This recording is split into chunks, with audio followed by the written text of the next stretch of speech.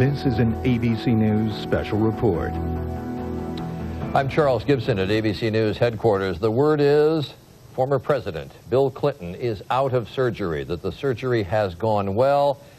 Senator Hillary Clinton, his wife, being quoted now as saying he's okay and the surgery is done.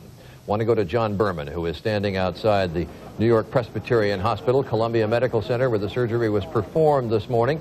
The former president had to wait a few days before the surgery could be performed because his blood thinners needed to work their way out of his system, but it did come this morning, and apparently, John, has gone well.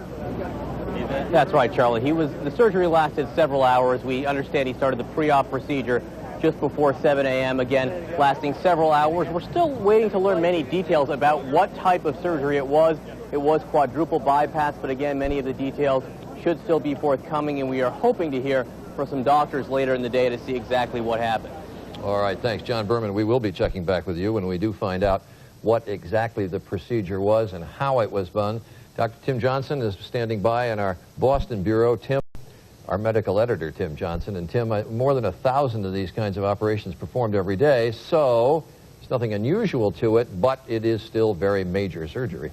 It is. I'd say he's 90% home, having survived the surgery and now in ICU, but there are things that can still go wrong. Bleeding, infection. So another 24 hours we'll all feel more comfortable.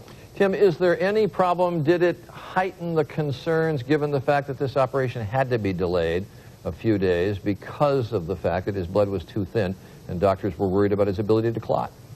That's always a matter of concern, but there are objective tests you can do, and I'm sure Columbia would not have proceeded if there was still a major bleeding problem. So the fact that they went ahead says to me that the Plavix was largely out of his system. All right, Tim Johnson, we'll be checking back with you as well. Quadruple bypass surgery for the former president, who first noticed chest pains late last week, has been in the hospital waiting this surgery over the weekend. It is now completed. When we get details from the New York Presbyterian Hospital, Columbia Medical Center, we will bring you those details. For now, I'm Charles Gibson in New York. For continuing coverage of this story, stay with ABC News, abcnews.com, and ABC News Radio. This has been a special report from ABC News.